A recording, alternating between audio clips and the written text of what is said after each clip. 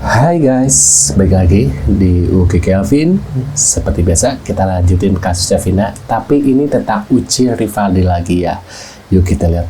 Wow, Ucil. Kita lihat di videonya seperti apa guys. Lalu ini kalian yang ini banyak kan komen-komen kalau itu bukan Saka. Saya tahu itu bukan Saka. Saya tahu, saya juga tahu. Gini, kenapa saya pakai Saka? So tahu nih orang ya. Sebelum sampai apa namanya banyak lawyer kayak bergerak itu. Bodohnya, ya, saya bisa bilang Bodohnya apa kamu yang bodoh? Foto 3 DPO. Saya nggak tahu. Kalau kalian lihat siapa Peggy yang asli, saya kasih kuncinya ini ya. Pelaku asli yang ketangkep itu namanya Ucil.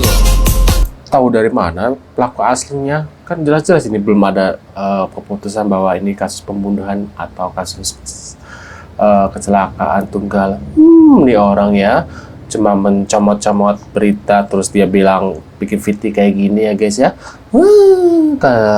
Jelas-jelas si Ucil itu udah dipenjara udah di penjara waktu kejadian, masa dia bisa bebas? Hebat sekali, emangnya dia anak pejabat ya, bisa keluar masuk gitu ya guys ya. Apa si Rivaldi bisa membelah diri gitu ya? Wow, hebat guys. Nah, si Ucil ini kan sudah di dalam penjara sebelum kejadian itu kan. Kok bisa? Apalagi dia divonis 1,5 tahun gitu, 1,5 tahun penjara gitu ya. Kok bisa keluar gitu loh guys. Perhatikan,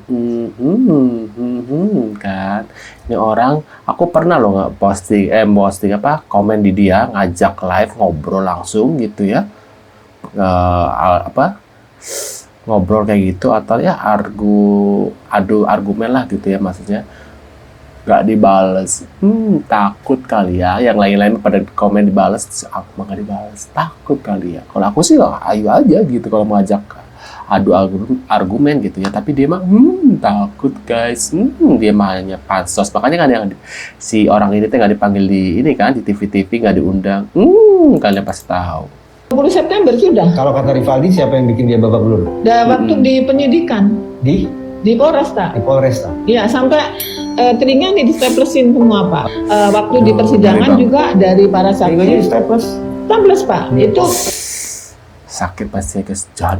kalau saya tidak melihat karena pengakuan dari penyidik Polda sendiri. Itu kemarin juga telinganya yang buka staplesnya saya Bu, gitu dari penyidik. Yang buka staplesnya itu saya Bu, kata petugas begitu. Petugas Polda.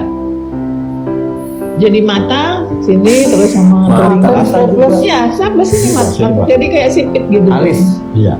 Bawah alis ini antara mata. Ya Allah. Yang bisa kira-kira di staples.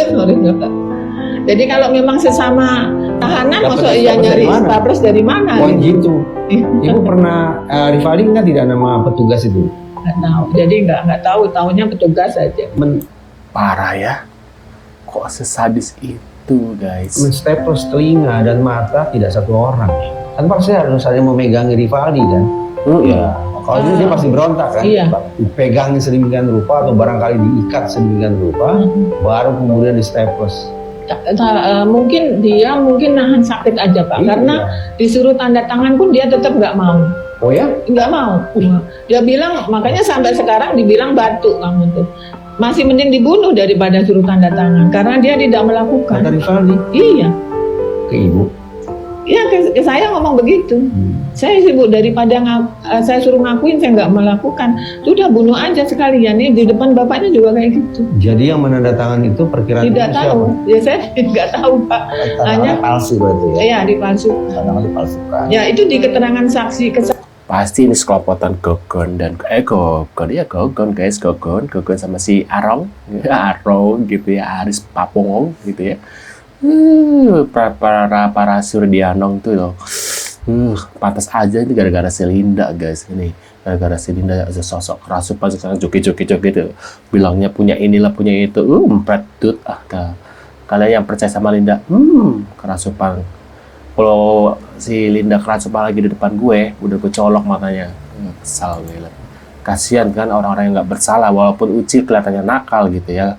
Tapi lihat, nggak semuanya orang yang kelihatan nakal itu adalah pembunuh gitu ya guys ya. Kita lihat ya. Si kakek tua, lihat ada si kakek tua. Bukannya tobat ya, ini ngapain nih lihat. Kita lihat lagi, ngeliatin motor. Iya. Ini Sudirman yang paling pojok. Sudirman yang ini. Bukan sebelahnya. Sudirman yang ini. Iya. Yang paling pojok. Yang di sini Tahu ini siapa? Supriyanto. Iya. Yang di sini Yang nomor 4 tuh Eka. Eka. Iya. Itu yang dekat rumahnya sama Mas Bukan jauh. Kavi. RT 4 itu. Oke, yang ini Itu Hadi. dekat. Hadi. Oke, yang katanya sampai sempat jual rumah itu loh, Mas. Hadi. Itu Hadi ya berarti. Hadi. Ya? Hadi yang mana orangnya? Itu yang nomor itu. Yang paling di sini Iya. Hadi. Oke. Kalau ini Enggak kenal. nggak kenal. Iya. Yang namanya Ucil itu ya. Ini nggak Ya nggak kenal lah. kenal, yang nggak pernah lihat ini orangnya. Orang dia bukan gengnya, tambah lagi si Ucil kan udah di dalam penjara. Gimana sih? Yang punya wajah nakal ya, nakal bukan berarti membunuh loh yang nakal. Bener, itu. katakan Nakal gitu. itu cuman Ucil atau Rivaldi, dan yang ngakuin kan suka berkelahi. Dan kemudian Rivaldi itu waktu itu ditangkap dalam kasus membawa senjata tajam dalam bentuk senjata tajamnya jenisnya mandau. Jenisnya mandau, bukan samurai. Benar. Gitu loh. Dan senjata mandau itu dijadikan barang bukti ya.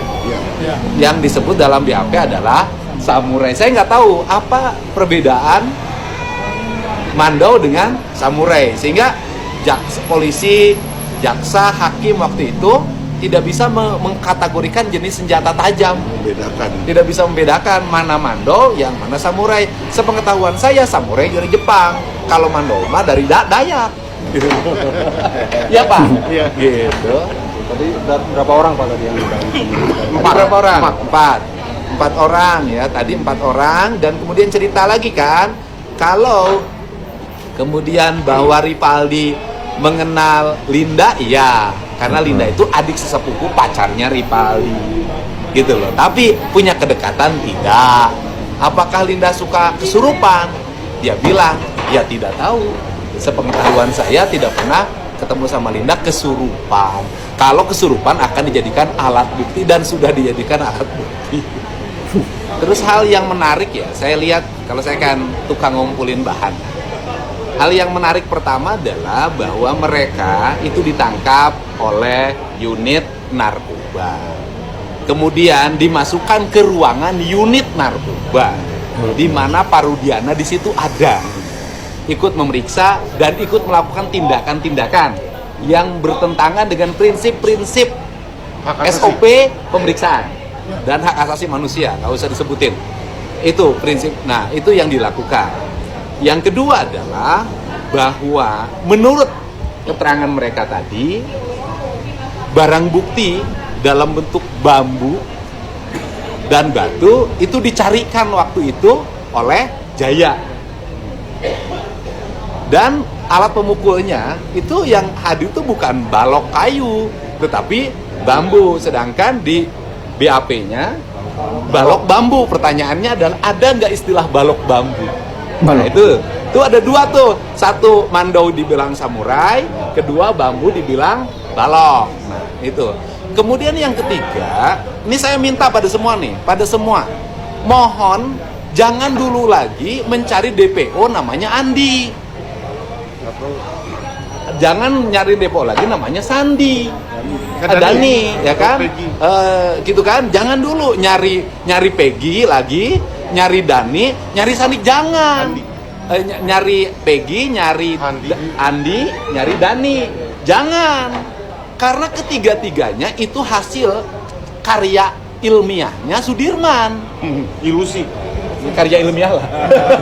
Menurut kalian gimana? Tulis di kolom komentar. Terima kasih sudah hadir dan jangan lupa bantu subscribe.